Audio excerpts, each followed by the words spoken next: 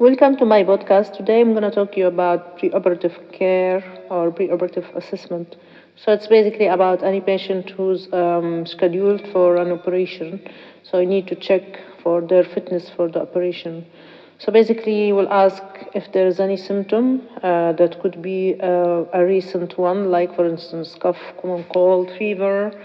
You will ask if there is any recent history of any other alignment, like, for instance, pulmonary embolism, clots, injury, also any problem with the teeth, any loose teeth, any loose denture, because, in general anesthesia, that would involve endotracheal tube insertion. So you need to ensure all of that for the patient. Also, you need to ask about any regular medication they are taking, for instance, for women, any contraceptive pills, any other pills for any other condition, say, for instance, insulin for diabetes, antihypertensive drug, or anti-heart disease medication, for instance, or if there's any patient who's taking a blood thinner, because in those cases the drugs should be stopped on the day of the operation. Also, you need to ensure if there is any history of known allergy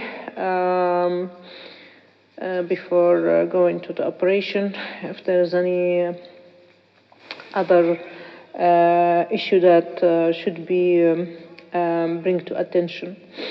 On the day of the operation, you will tell the patient they should be from midnight, at least from 6 to 7 hours fasting on the day, nil per os. If there is any body piercing or makeup or nail varnish or accessory, should be all removed. Also, you need to ask about their living situation, and what's the distance from the hospital, catchment area. So if they live, for instance, on their own, you might arrange for them for an admission at least 24 hours, just to ensure that post-operative they are okay, no complication or any of that. You will tell them that they don't need to drive for at least 48 hours and not to sign any document in that period of time. And you will warn them about any risks. You will tell them about any risks of bleeding, infection, pain, all of that. And of course, after explaining the whole situation, you will take the verbal consent for a go-ahead for the operation, and of course document it as well in papers. And also, there is in certain conditions, Johannes witness, those people, they have a belief that they shouldn't receive any blood if there is a need for blood transfusion. So if that should be documented and should be ensured within the papers.